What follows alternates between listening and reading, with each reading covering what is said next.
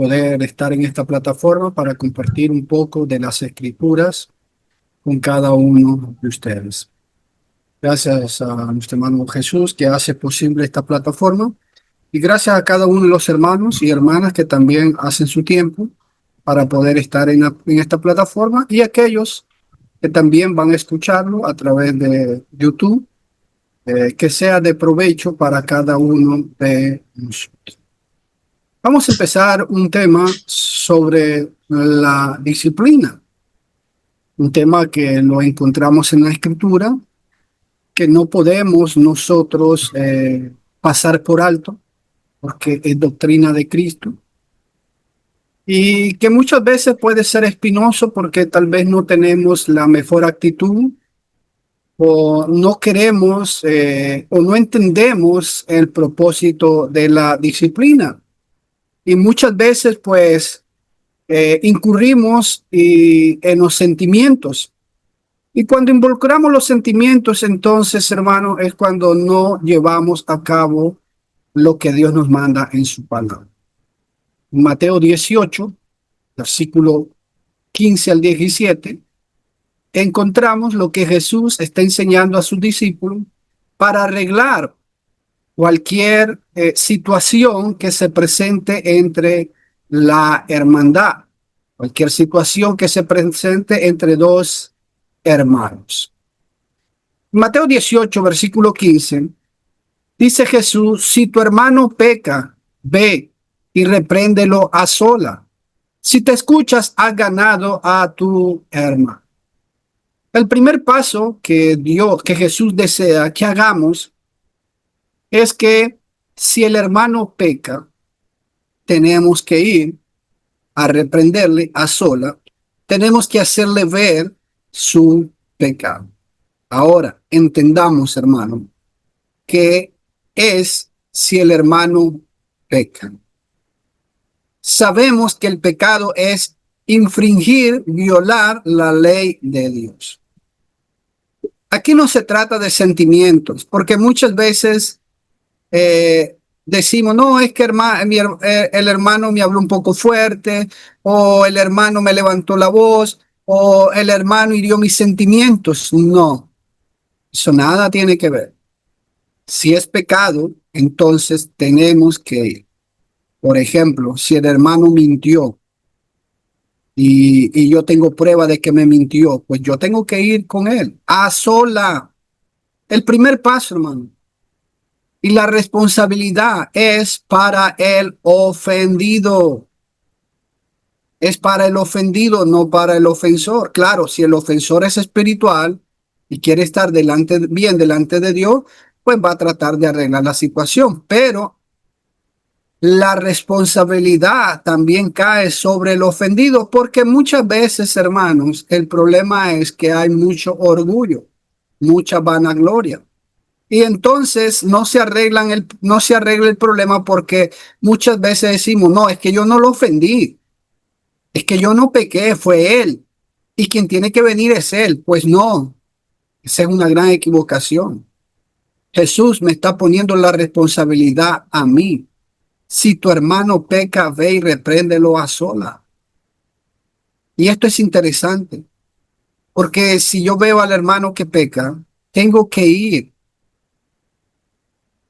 Ahora, si yo, hermanos, ve el hermano peca contra mí y yo se lo voy a comentar a otro hermano, desde ahí este procedimiento ya no funciona. Ya no funciona. Tengo que ir a solo. Si el hermano me escucha, si el hermano acepta su pecado, hasta ahí llegó. Se arregló el problema. Ya no tiene por qué volver a salir ese problema. Ya el hermano pidió perdón, lo perdoné, todo se arregló. No ha pasado nada.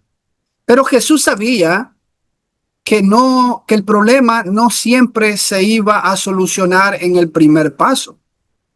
Por eso, él da un segundo paso. Si el problema no se arregla, si el hermano no se arrepiente, si el hermano no acepta su pecado, dice Jesús en el versículo 16, pero si no te escucha, lleva contigo a uno o a dos, perdón, pero si no te escucha, lleva contigo a uno o a dos más para que toda palabra sea confirmada por boca de dos o tres. Bueno, Jesús dice, no se arregló el problema, entonces el asunto no queda ahí, tengo que ir, tengo que llevar dos o tres testigos para que ellos vean y sean testigos de que el ofendido quiere arreglar la situación, que el ofendido quiere arreglar el problema. Pero Jesús sabe también que posiblemente el problema no se resuelva en el segundo paso. Y por eso Él da un tercer paso. Ahora, si llevando a los testigos el hermano se arrepiente, reconoce su pecado, hasta ahí llega. Se arregló, se resolvió, hasta ahí nomás llegó la situación. Pero si el problema no se resuelve, Jesús en el versículo 17 dice, y si rehúsa escucharlos, dilo a la iglesia. Y si también rehúsa escuchar a la iglesia, sea para ti como el gentil y el recaudador de impuestos. Dice Jesús, si no oye a los testigos, si el problema no se arregla, pues hay un tercer paso. Ve y dilo a la iglesia. Ahora la iglesia toma también su responsabilidad. La iglesia tiene que ir también, reprenderle, hacerle ver su pecado. Si no escucha a la iglesia, entonces la iglesia tiene que tomar el paso de disciplinar, tenerle por gentil y recaudador de impuestos. Jesús muestra el procedimiento adecuado para arreglar y corregir los problemas con un cristiano. Se recomienda seguir tres pasos sencillos, como vemos. Primero, en privado, si el problema se arregla, hasta ahí nomás llegó. Si el problema no se arregló, bueno, llevar testigos. Si el problema se arregla ahí, hasta ahí nomás llega, nada tiene que involucrarse en la iglesia. Pero si el problema no se arregla, entonces hay que comunicarlo a la iglesia. Y la iglesia va a tomar su responsabilidad. Si no escucha a la iglesia, si no escucha la exhortación y no corrige, pues la iglesia tendrá que tenerlo por gentil y publicano. ¿Qué quiere decir esto? Pues no tener comunión con el hermano que no quiere arreglar su situación espiritual.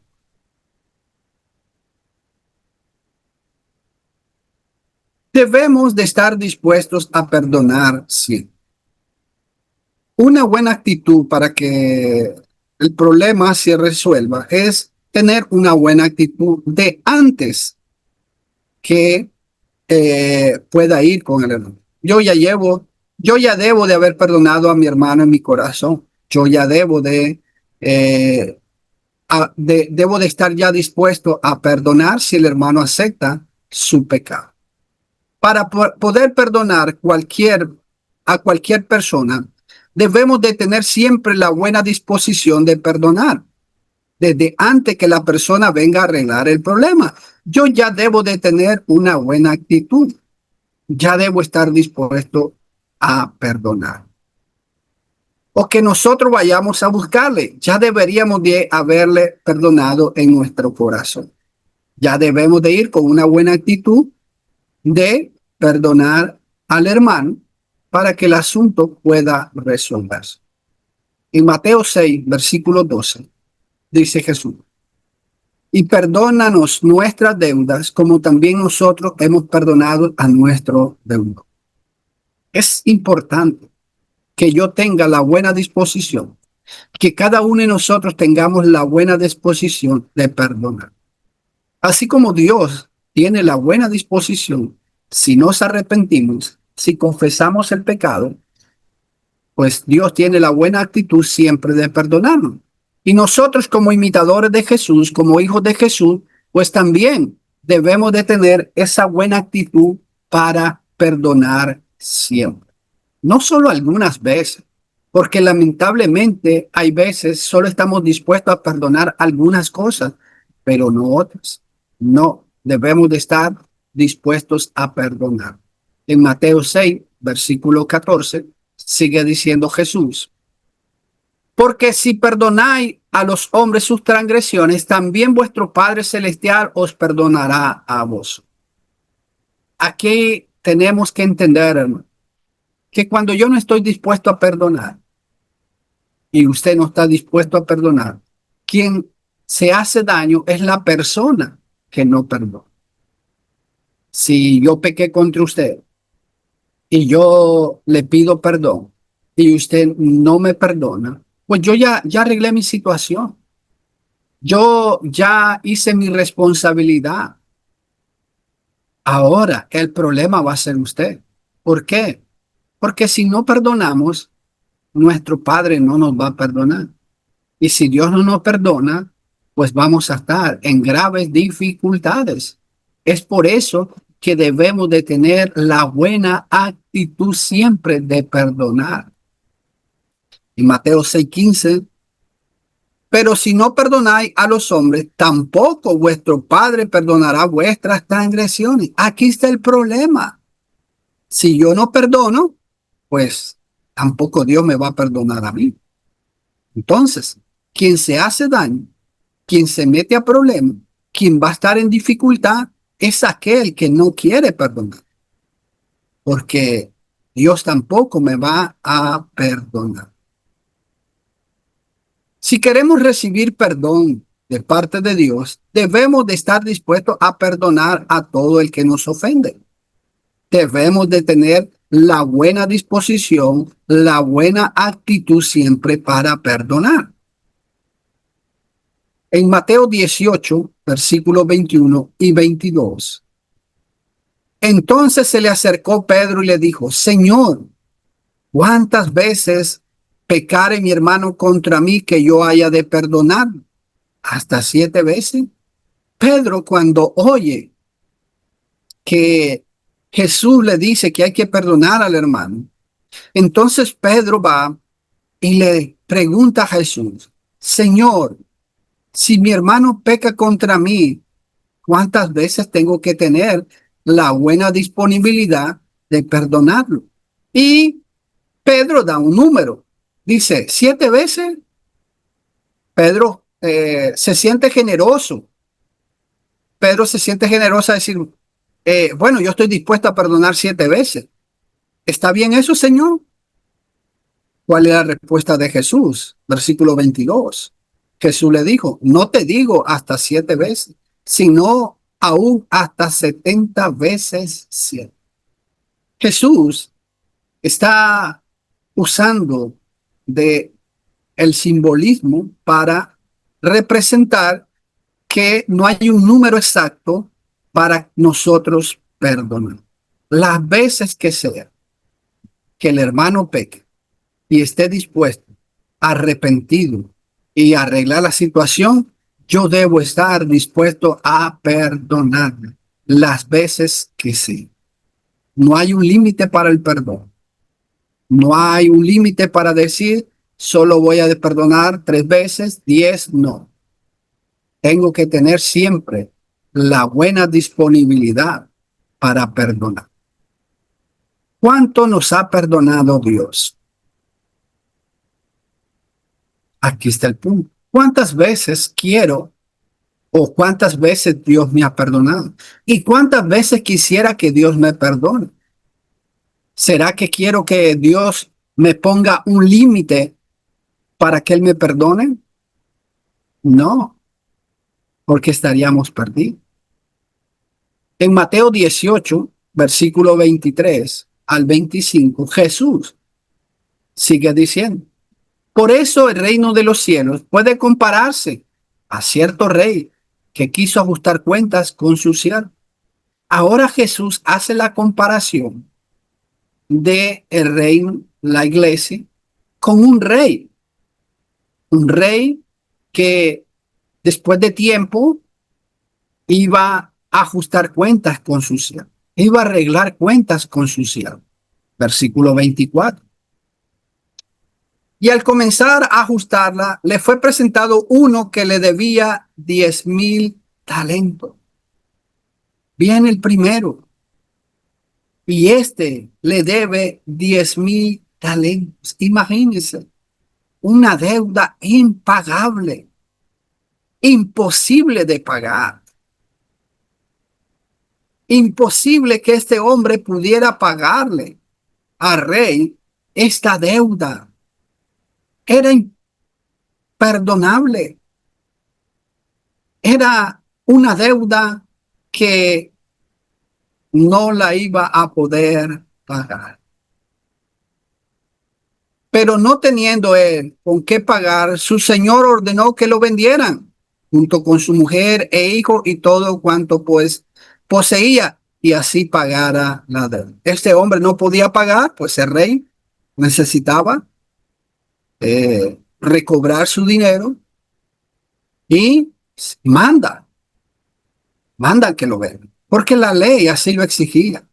En la ley de Moisés, la ley decía que si alguien eh, debía y no podía pagar, pues fuera vendido como esclavo, él, su mujer, sus hijos y todo lo que poseía para poder pagar esa deuda.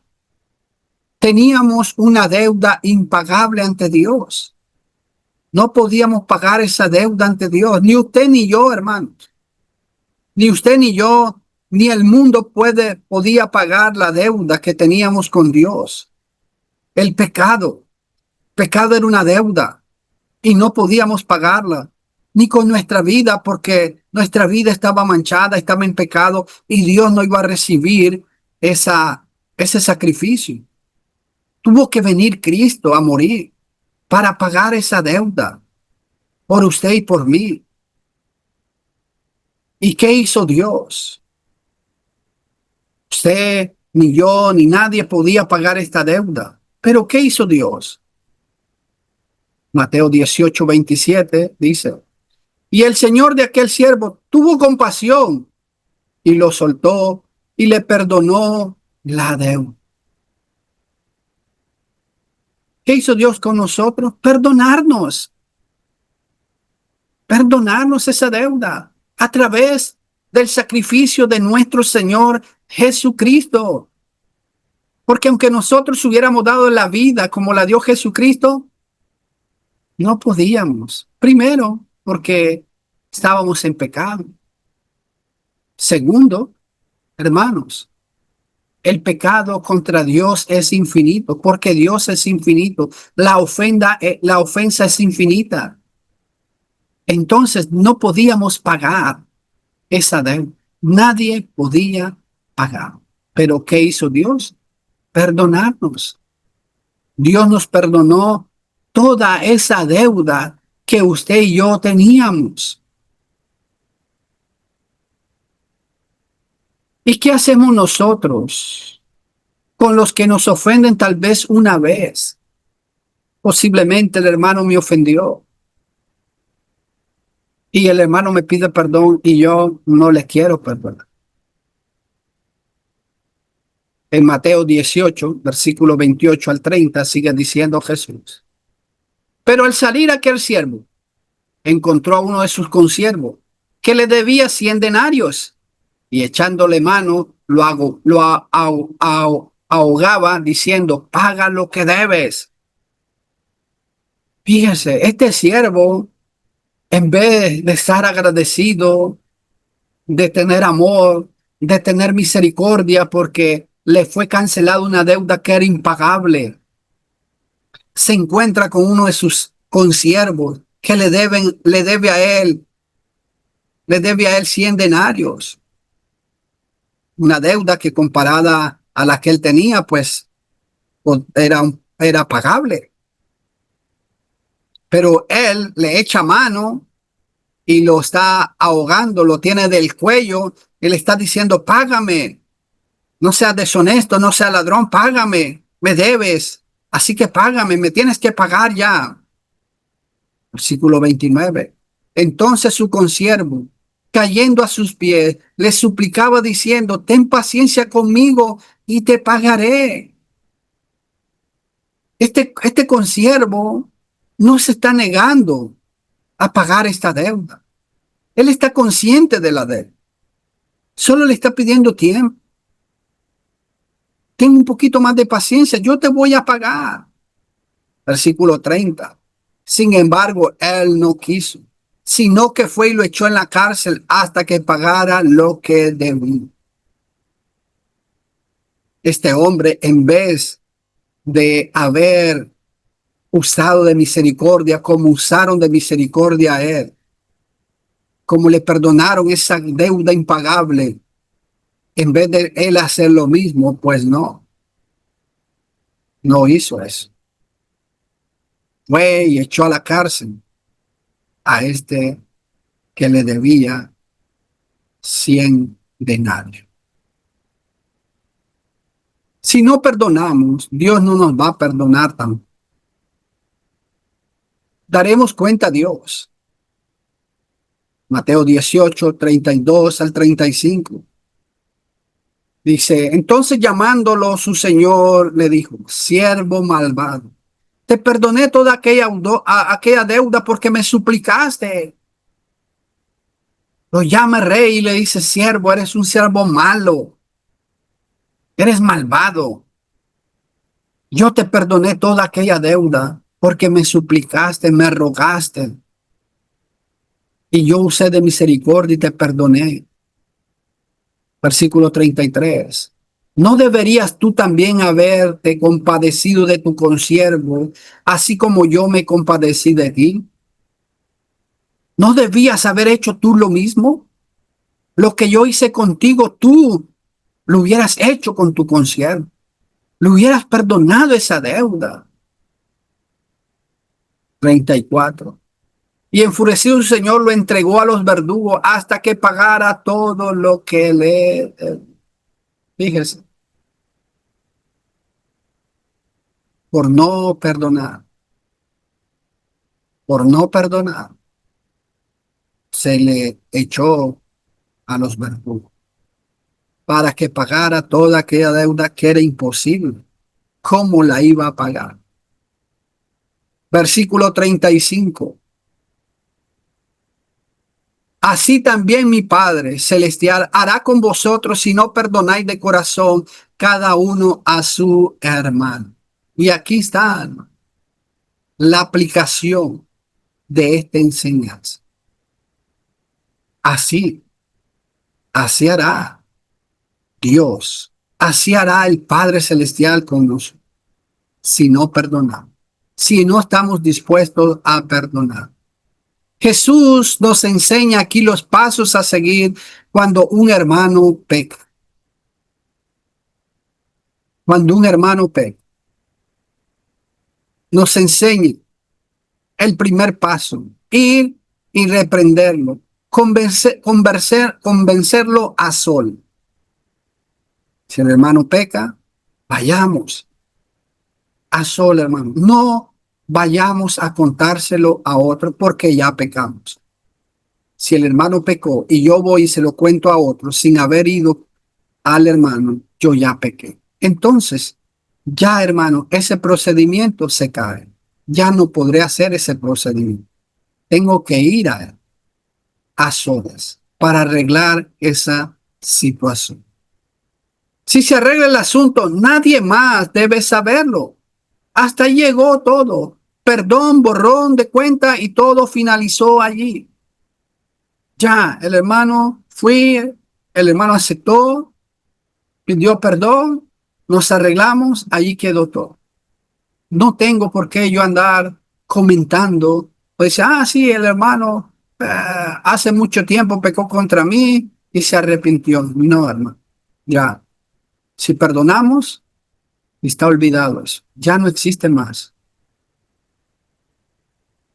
Entonces, hermanos, es lo que Dios desea, es lo que Jesús nos enseña. El primer paso para poder arreglar cualquier situación donde el hermano ha pecado. Lo que no dice el texto, pero que hacemos muchas veces, Si tu hermano peca contra ti, ve y se lo cuenta a los demás. No. Si hacemos eso, hermano, estamos pecando. Porque estamos violando la ley que Dios nos manda. Estamos violando lo que Jesús nos manda. ¿Qué me manda Jesús? Ve y repréndelo estando tú y él sola. Urgencia y sensibilidad, hermanos. La urgencia de arreglar el problema. No dejemos pasar el problema. El tiempo no arregla el problema. El tiempo empeora la situación si no lo hacemos, hermano.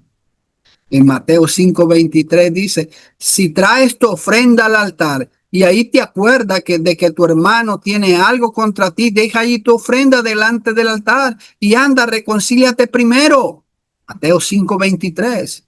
Fíjese, hermano, nosotros decimos, ¿qué es lo más importante? Bueno, adorar a Dios.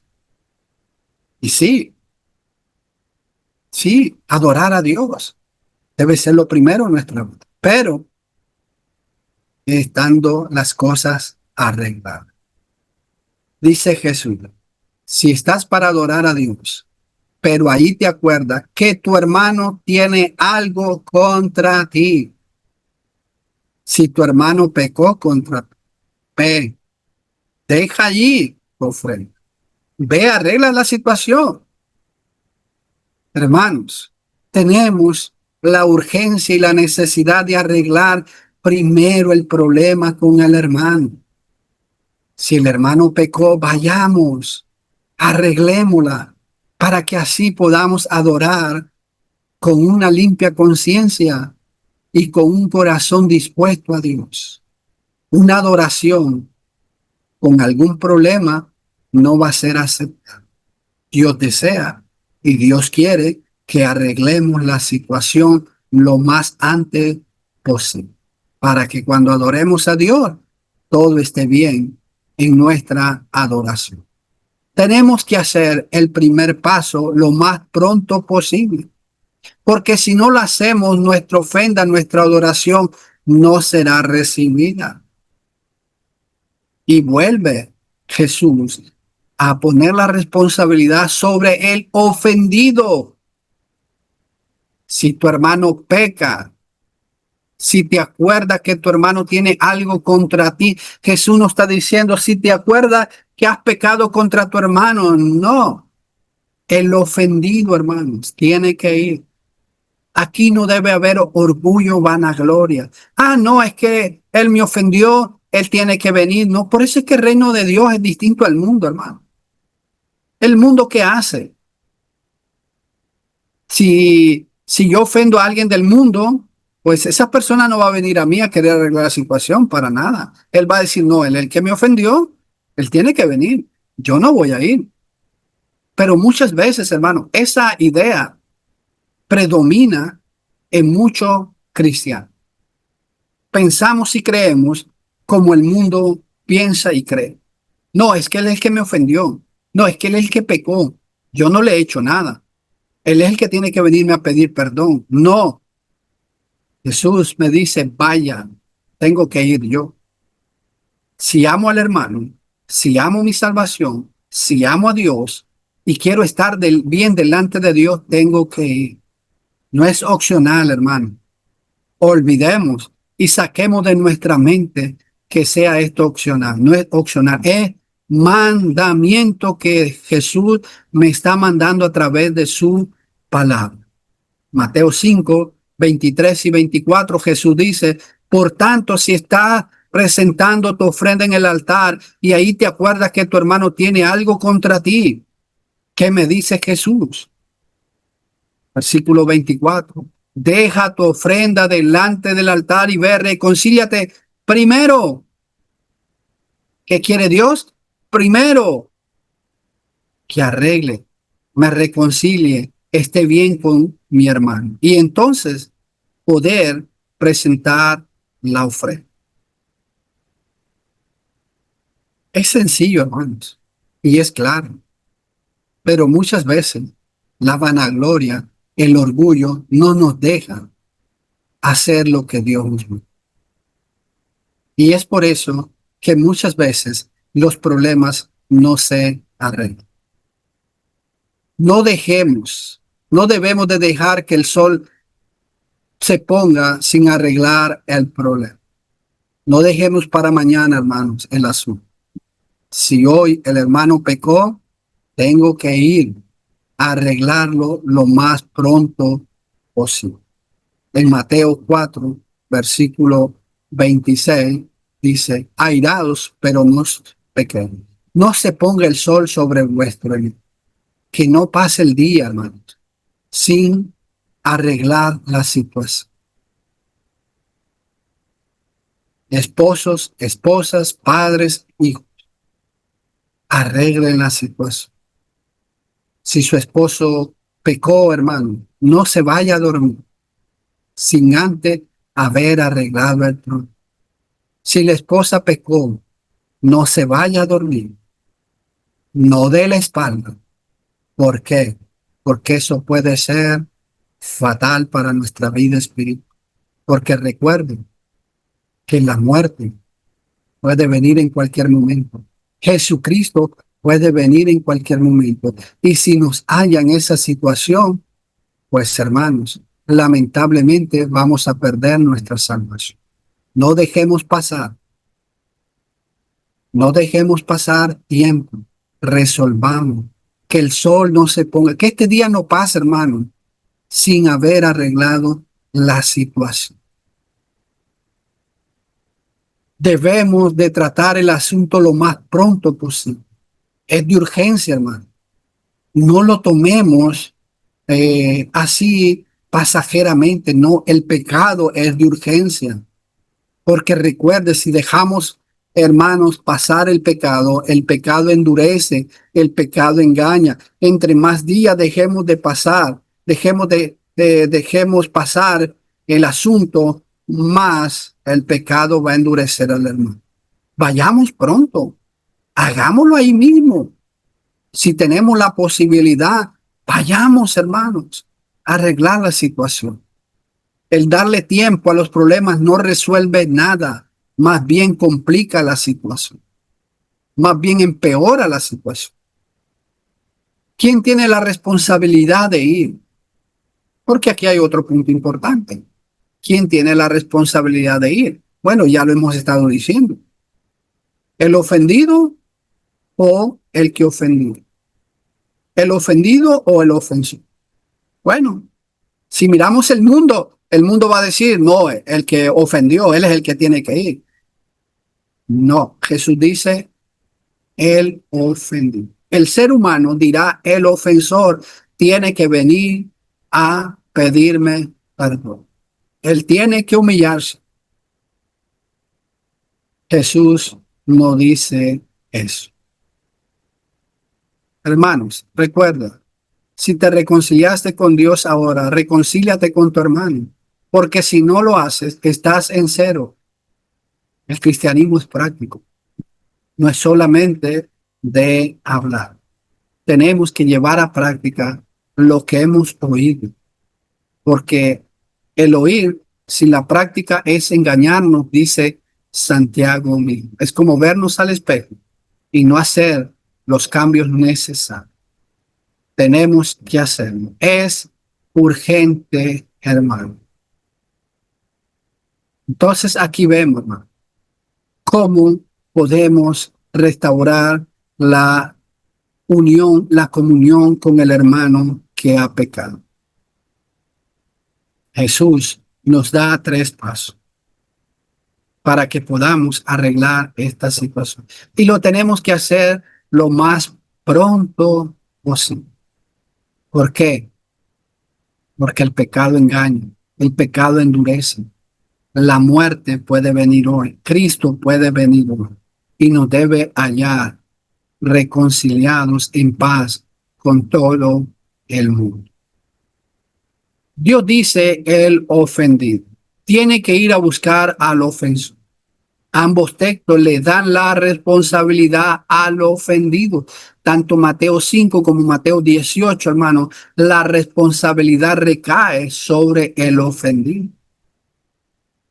Claro, el ofensor Si quiere estar bien delante de Dios, pues, y él sabe que ha pecado, pues también debería de ir a buscar al hermano con quien pecó y arreglar la situación. Pero recordemos siempre que el ofendido es el que tiene la responsabilidad de Mateo 5:23. Y ahí te acuerdas que tu hermano tiene algo contra ti. Ve, le dice Jesús. Mateo 18:15, si tu hermano peca, ve y repréndelo a solas. Debemos de humillarnos para ser exaltados. Debemos de humillarnos. En Lucas 14, versículo 11, porque todo el que se ensalce será humillado y el que se humilla será ensalzado. ¿Qué deseamos, hermano? Queremos ser ensalzados, pero para ser ensalzados, engrandecidos por Dios, tenemos que humillarnos. El hermano pecó contra mí, él tuvo la culpa, pero yo debo de ser humilde e ir y arreglar, hacerle ver al hermano que pecó. Debo ser humilde, debo tener la humildad necesaria para poder arreglar la situación y buscar al hermano. Segundo paso, llevar testigo. El segundo paso que Jesús nos dice es llevar testigo. No se arregló en el primer paso, pues hay un segundo paso. No siempre el problema se va a arreglar en el primer paso. Tenemos que hacer un segundo esfuerzo, llevar a 2 o 3 testigos. Mateo 18, versículo 16, Jesús dice, pero si no te escuchan, lleva contigo a 1 o a 2 más para que toda palabra sea confirmada por boca de 2 o 3 testigos. ¿No se resolvió en el primer paso? ¿Hasta ahí lo llegamos? No. Tengo que tomar a 2, 3 hermanos, ir con ellos a donde está el hermano y volverle a reprender para que se arrepienta de su pecado. Ya que el ofendido busca la paz y busca la reconciliación y busca que el hermano pueda arreglar su situación por su alma, entonces tenemos que buscar a 2 o 3 testigos. En Hebreos 12, versículo 14 y 15, el escritor dice, busca la paz con todo y la santidad sin la cual nadie verá al Señor. Yo debo de buscar la paz. Si mi hermano pecó, yo quiero la paz con él y voy a irlo a buscar, porque recuerden que sin la paz y la santidad no voy a ver a Dios. Versículo 15, mira bien de que nadie deje de alcanzar la gracia de Dios, de que ninguna raíz de amargura brotando causa dificultad y por ellos muchos sean contaminados. Hay un peligro, hermano. Un problema entre 2 hermanos no solo es entre ellos dos. No, ese problema va a afectar a muchos, porque el ofendido va a buscar cómo hacer su grupito y el ofendido y el ofensor van a ser grupitos. ¿Y qué va a suceder? La iglesia se divide. Y los dos van a decir que están bien. Entonces, hermano, debemos de evitar eso. ¿Cómo? Haciendo los pasos que Jesús nos manda. Porque quiere estar en paz con todo el mundo. Por eso buscamos la reconciliación. Por eso buscamos arreglar la situación con el hermano. En Romanos 12:18 dice, si es posible, en cuanto de vosotros dependa, está en paz con todos los hombres. Fíjese, Jesús pone la responsabilidad sobre nosotros. Si es posible, si depende de mí la paz, hermano, tengo que hacerla. No debo ser orgulloso, no debo ser vanaglorioso. Tengo que buscar la paz y vivir en paz con todo. En la ley de Moisés también se necesitaba 2 o 3 testigos. Recuerde, en Deuteronomio 17, versículos 6 y 7 dice: al que ha de morir se le dará muerte por la declaración de 2 o 3 testigos. No se le dará muerte por la declaración de un solo testigo. Versículo 7. La mano de los testigos caerá primero sobre él para darle muerte, y después la mano de todo el pueblo. Así quitarás el mal de en medio de ti. Si había alguien pecado, tenía que haber testigos, 2 o 3 testigos. Una sola persona no podía. Tenían que haber 2 o 3 testigos. Ahora, los primeros que tenían que tirar la piedra eran los testigos. Sobre ellos iba a caer la responsabilidad. Si estaban mintiendo, esa sangre iba a caer sobre ellos. Por eso era la responsabilidad de los testigos. Los testigos son para que vean que el ofendido quiere la reconciliación con el ofensor. Los hermanos que van a ir deben de ser hermanos maduros, deben de ser hermanos que tienen la capacidad para entender el problema. No podemos llevar a cualquiera tampoco porque puede empeorar las cosas. Vamos a llevar a hermanos de más edad para que ellos observen y sean testigos de que el ofendido quiere arreglar la situación.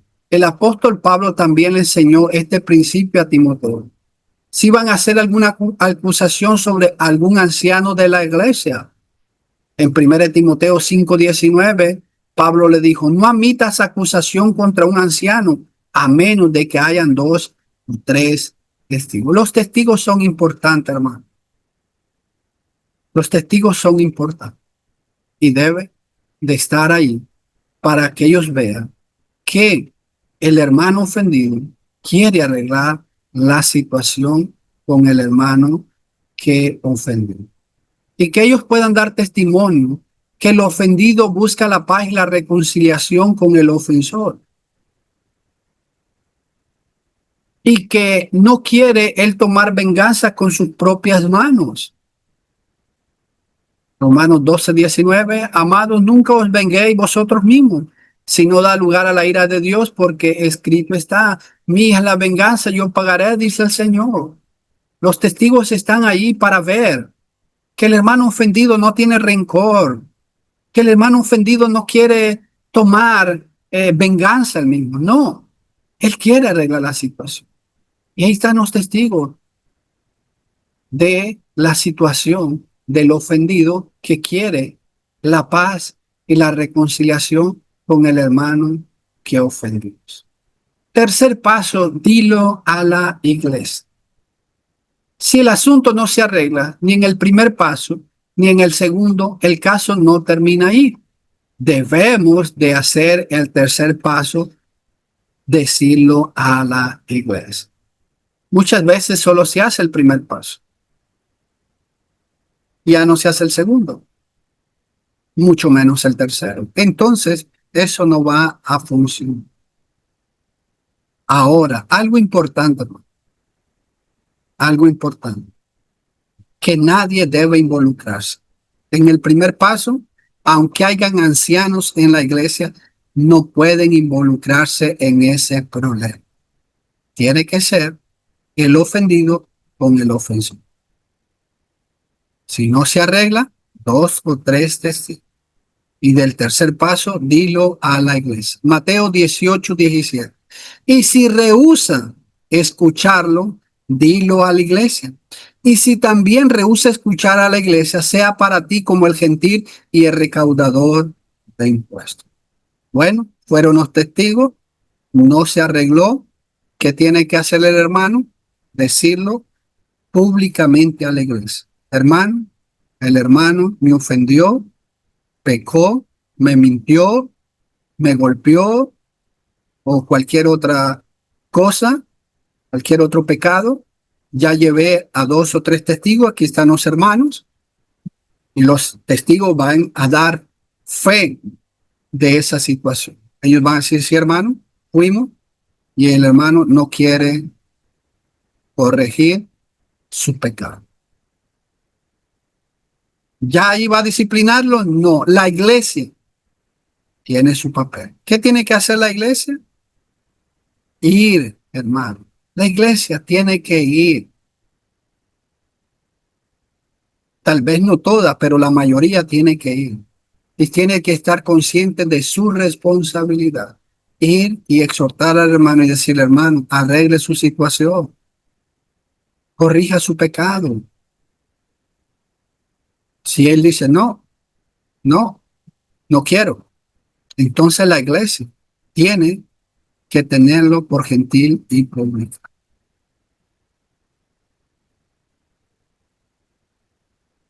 Debemos ir con la iglesia, el ofendido con los 2 o 3 testigos que la hayan llevado. La iglesia debe exhortar al hermano ofensor para que arregle la situación con el ofendido. Mateo 18:17, si rehúsa escucharlo, dilo a la iglesia. Y si también rehúsa escuchar a la iglesia, sea para ti como el gentil y el recaudador de impuestos. Si no se hacen estos 3 pasos, hermano, pues, y, y el predicador o los ancianos dice, el hermano está eh, ya no tiene comunión con la iglesia, esa disciplina no fue bíblica, esa disciplina no fue como Dios la desea. Entonces esa disciplina no tiene ningún valor delante de Dios. Y si no oye a la iglesia debe tenerle por gentil y publicano.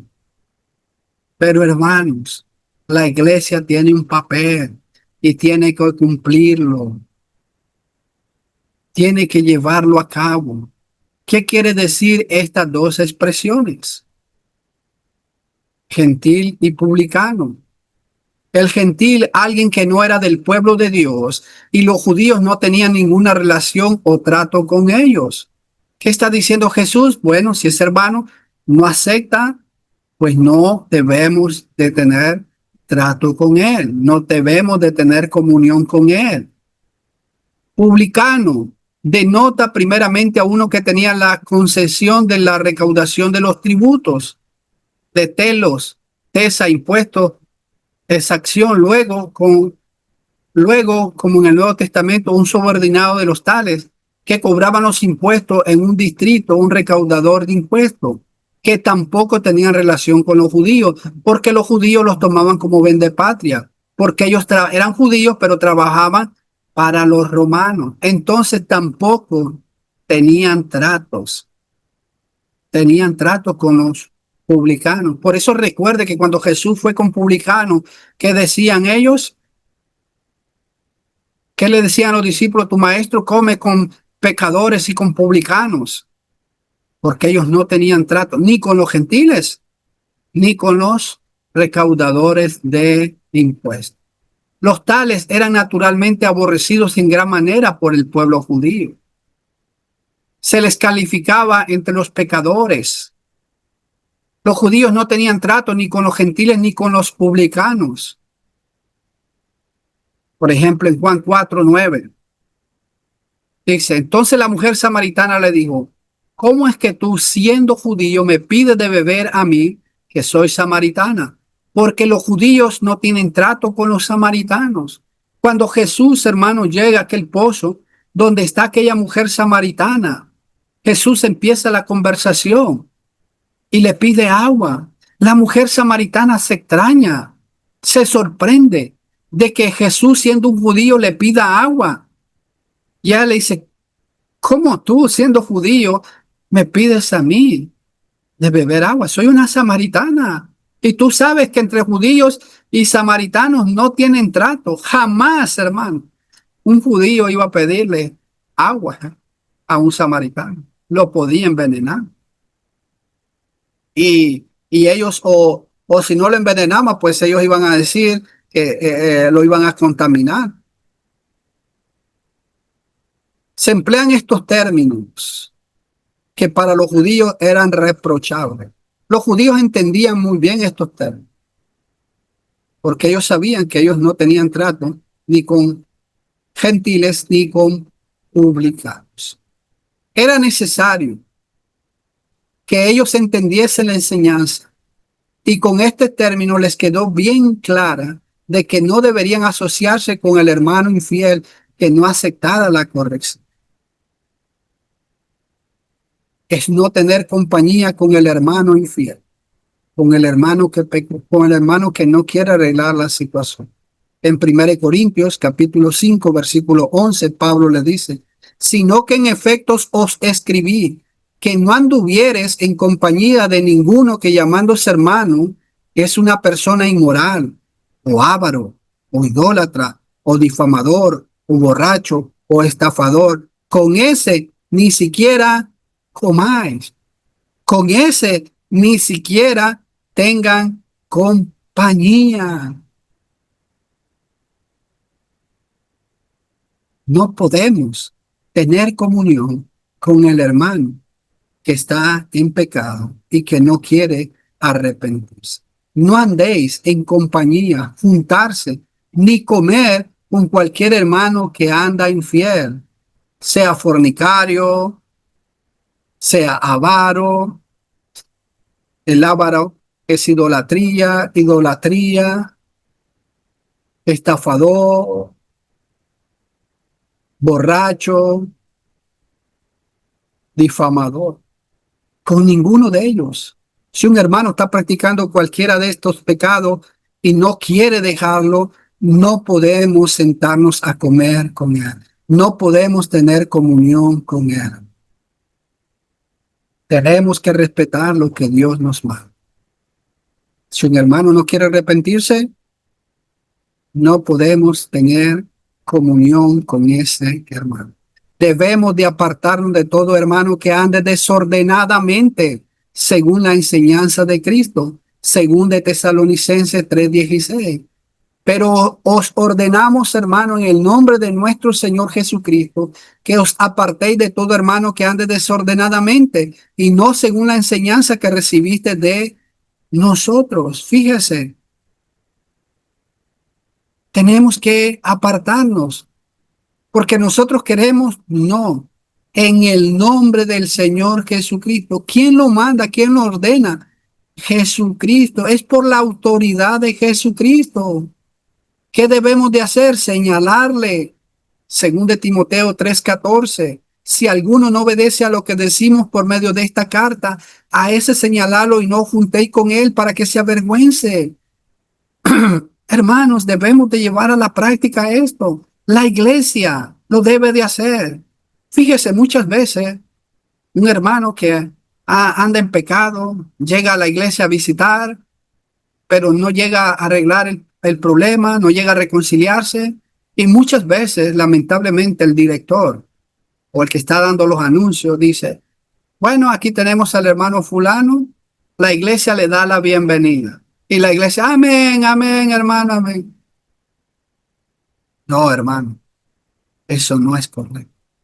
Debemos de decir, bueno, aquí está el hermano, hermanos, le animamos, le exhortamos para que arregle su situación con Dios y la iglesia y así podamos tener comunión. Ahora, cada hermano, cuando lo saluda, le debe de exhortar, hermano, arrepiéntase, vuelva a la comunión con Dios. Porque, hermanos, es responsabilidad de todos. No podemos decir, hermano, qué bien que usted está aquí, qué bonito. No, hermano, eso no va a ayudar porque él va a creer que está bien y no está bien delante de mí. Pero es responsabilidad de todos. No lo debemos de tener como enemigo. Porque el otro extremo, hermano, es que lo tomamos como enemigo. Lo miramos, no lo queremos saludar. No, eso también no es correcto. En 2 Tesalonicenses 3:15 dice Pablo, mas no lo tengáis por enemigo, sino amonestarle como a hermano. ¿Qué vamos a hacerle? Amonestar, hermano. Lo miramos en la calle, bueno, saludémosle, amonestémosle, hermano. Arregle su situación con Dios, arregle su situación con la iglesia, vuelva a la comunión. Y tenga cuidado, hermano, porque si usted encuentra al hermano en la calle o va a su casa a amonestarle y este hermano le dice, hermano, sí, tome un cafecito, no lo acepte. Tómase un pancito, no lo acepte. Lo invito a una soda, no, hermano, gracias. Pero mientras usted no se arrepienta, no puedo hacer. Recuerde, no podemos comer con el tajo.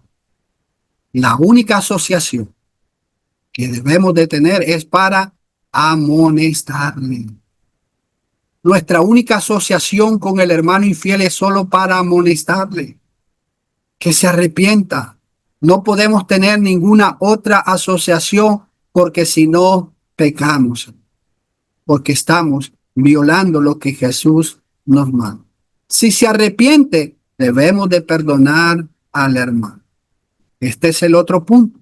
Si el hermano se arrepiente, pues tenemos que perdonar. Pero esto, hermano, pues ya sería en la próxima lección porque el tiempo se nos ha terminado.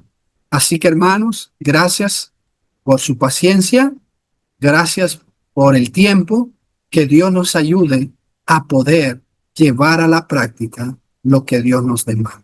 Bendiciones.